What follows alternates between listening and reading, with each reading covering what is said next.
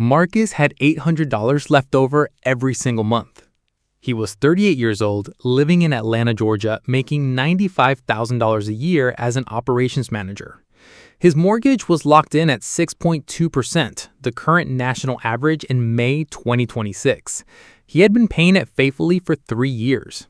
And now, for the first time in his adult life, after rent, bills, groceries, and car payments, he had $800 left over every single month with nowhere specific to send it. His coworkers said invest it. His father said pay off the house. His financial app said both. So Marcus sat down one Saturday morning and did what almost nobody does before making this decision. He ran the actual math. What he found did not give him a simple answer. It gave him something more valuable, the exact framework to make the right decision for his specific situation. In this video, we are going to break down exactly when you should pay off your mortgage early, when you should invest instead, and the verified May 2026 math that determines which choice will make you wealthier over the next 25 years. Before we can answer the question, you need to understand something about your mortgage that your bank will never explain clearly. Let's use Marcus's numbers. He borrowed $400,000 at 6.2% on a 30-year fixed mortgage. His monthly payment, $2,447. That sounds straightforward, but here is what happens inside that payment every single month. Month 1. His $2,447 splits into two parts. Interest, $2,067. Principal, $380. Out of $2,447, only $380 goes toward actually reducing what he owes. The other $2,067, 84% of his payment, goes straight to the bank as interest. And this is not just month 1. In the first 20 years of a 30-year mortgage, the interest portion of every monthly payment still exceeds the principal portion, meaning most of what you pay in the first 2 decades goes to the bank, not to reducing your debt. After 20 years, 240 payments, Marcus still owes approximately $229,000 on a $400,000 loan. He paid 67% of his loan term and only paid off 43% of his debt. And here's the total cost that should stop every American homeowner cold.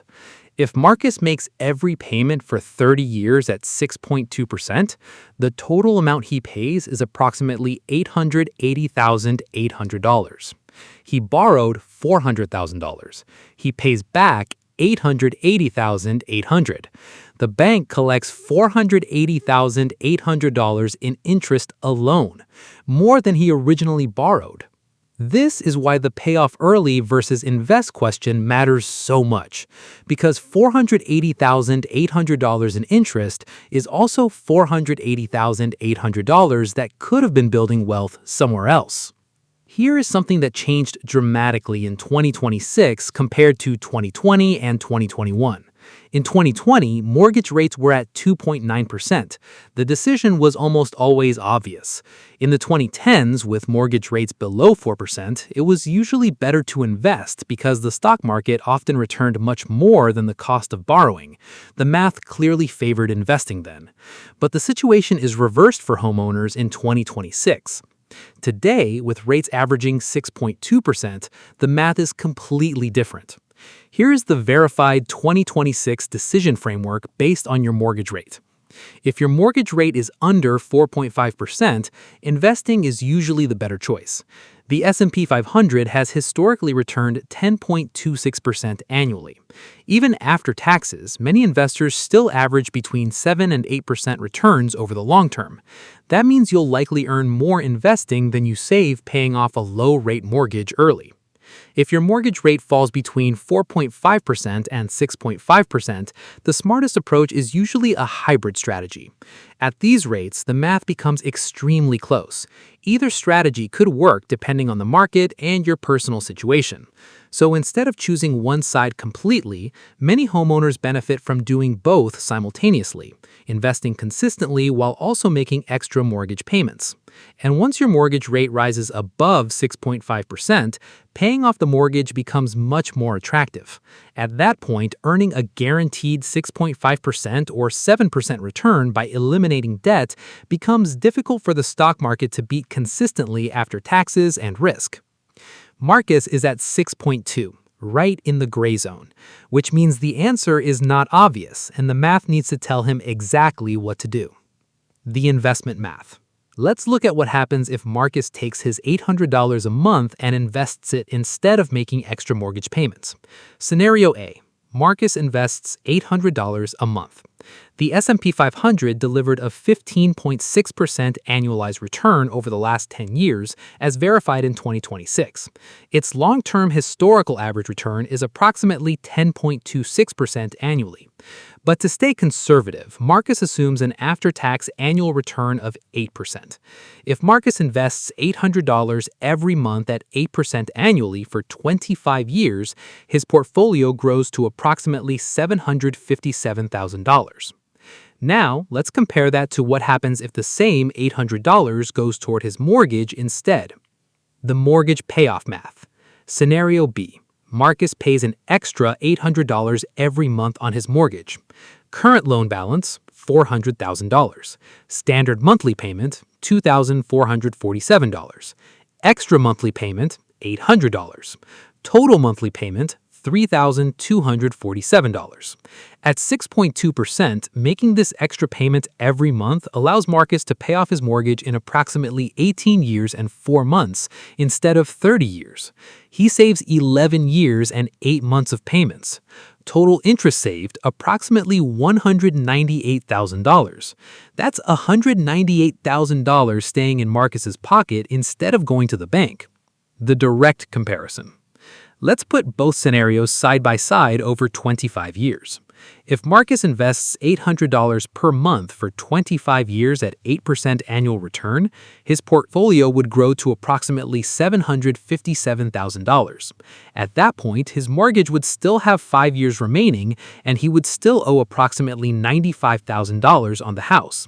That means his net position would be approximately $662,000 after subtracting the remaining mortgage balance. The major advantage here is liquidity, because investments can be accessed anytime if needed. Now compare that to the second scenario. If Marcus puts the extra $800 toward his mortgage every month, the mortgage would be completely paid off in year 18. He would save approximately $198,000 in interest payments. After the mortgage is paid off, Marcus redirects the full $3,247 monthly payment into investments for the next 7 years. Those redirected investments grow to approximately $370,000. At that point, Marcus fully owns the home outright and also has the investment account. The downside is liquidity, because most of the money is locked inside home equity. On pure mathematical returns, investing wins by approximately $292,000. But this is where the decision becomes more complicated than simple math. The rate matters everything. The comparison completely changes based on your mortgage rate. This is the most important framework in this entire video. If your mortgage rate is under 3%, investing is usually the best strategy because stock market returns historically crush such a low borrowing cost. If your mortgage rate falls between 3% and 4.5%, investing still tends to win comfortably over the long term. If your mortgage rate is between 4.5% and 6%, the numbers become very close, and a hybrid approach usually makes the most sense, doing both investing and extra mortgage payments simultaneously. If your mortgage rate is between 6% and 6.5%, the hybrid strategy still works best, but now the math begins leaning more towards paying off the mortgage because the guaranteed return becomes increasingly attractive. Once your mortgage rate rises above 6.5%, you should seriously consider prioritizing mortgage payoff because earning a guaranteed 6.5% return after taxes is extremely powerful. And above 7%, there is a very strong case for aggressive mortgage payoff because it becomes very difficult for investments to consistently outperform a guaranteed 7% return after taxes and risk. Marcus is at 6.2. right in the gray zone, which means the answer is not obvious and the math needs to tell him exactly what to do. Not all $800 to investing. Not all $800 to the mortgage. Split it. $500 investing, $300 extra mortgage payment, both growing simultaneously. The 3 payoff strategies. But if Marcus decides to prioritize paying off his mortgage, here are the 3 strategies that actually work. Strategy 1. Bi-weekly payments. Instead of paying $2,447 once a month, Marcus pays $1,223.50 every 2 weeks. Because there are 26 bi-weekly periods in a year, he makes the equivalent of 13 monthly payments instead of 12. 1 extra payment per year automatically, without thinking about it. Result on a $400,000 loan at 6.2%, the mortgage gets paid off approximately 4 years early. Interest saved approximately $78,000. Strategy 2. Extra $300 per month to principal. Marcus adds just $300 extra to principal every month. Result, the mortgage gets paid off approximately 6 years and 4 months early. Interest saved approximately $112,000. Strategy 3. Lump sum when available. Tax refund arrives, $8,000, goes straight to principal. Bonus at work, $5,000, goes straight to principal. One $13,000 lump sum payment saves approximately $42,000 in interest and cuts about 2 years off the loan. Critical rule for all 3 strategies.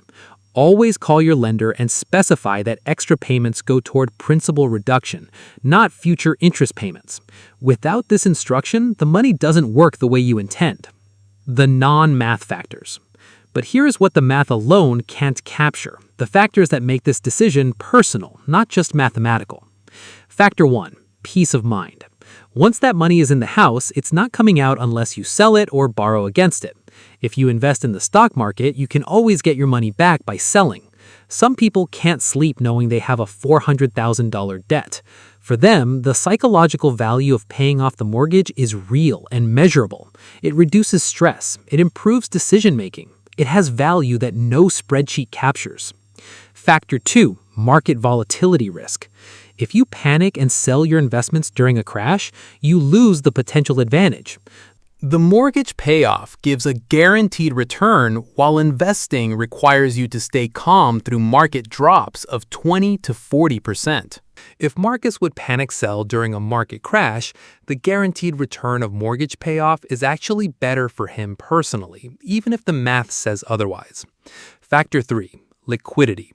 Assets like stocks and bonds are far more liquid than home equity. If access to cash is a priority, it may be better to invest. It is much more challenging to tap into the equity in your home compared to investments in a portfolio. Home equity is a liquid. You cannot access it without selling or taking out a loan. An investment account you can access in 2 business days. Factor 4.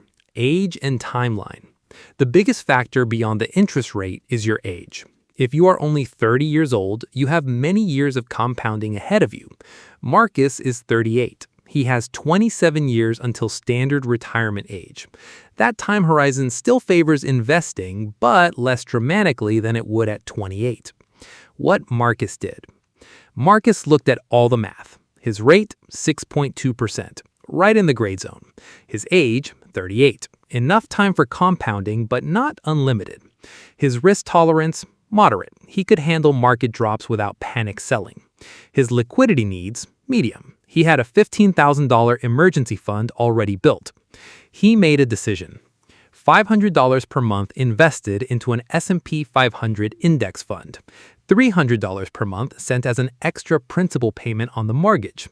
Not all or nothing. A hybrid approach that builds investment wealth consistently, reduces the mortgage balance faster, saves real interest over time, keeps some liquidity available, and still gives psychological satisfaction on both sides. In 25 years, assuming an 8% return on the $500 monthly investment, Marcus will have approximately $473,000 in his investment portfolio. At the same time, his mortgage will be paid off approximately 4 years early, saving him around $67,000 in interest. That creates a total combined benefit of approximately $540,000. Neither extreme, both working together. Here's the framework every American homeowner needs in May 2026. Step 1. Find your mortgage rate. Step 2. Apply the 2026 decision matrix. If your mortgage rate is under 4.5%, invest the extra money. If your mortgage rate falls between 4.5 and 6.5%, split the money between investing and extra mortgage payments. If your mortgage rate is above 6.5%, seriously consider prioritizing mortgage payoff. Step 3. Factoring your personal situation. How much would market volatility stress you? Do you need liquidity? How many years until retirement? Do you already have your employer 401k match covered first? Step 4. Never skip the employer 401k match. Before making any extra mortgage payment, capture every dollar of your employer 401k match first. That's a guaranteed 50 to 100% return. Nothing beats it. Step 5. Make the decision and stick to it for at least 5 years. The biggest mistake is switching strategies every time the market drops or mortgage rates change. Consistency compounds. Inconsistency does not. Marcus is not trying to be perfect. He's trying to be consistent. $500 to investments, $300 to principal, every month, without exception. That consistency over 25 years will build more wealth than the perfect mathematical answer that he switches away from the moment the market drops. If this finally gave you a clear framework for your own decision, share it with a homeowner who's been going back and forth on this question for years. Subscribe for more real American financial stories, real numbers, verified May 2026 data, zero sugarcoating. Because in America in 2026, the most expensive financial decision you can make is not choosing between paying off your mortgage and investing. It's choosing neither and letting that extra $800 a month disappear into lifestyle spending while you wait for someone to give you the perfect answer. The math is right here. Now you have it.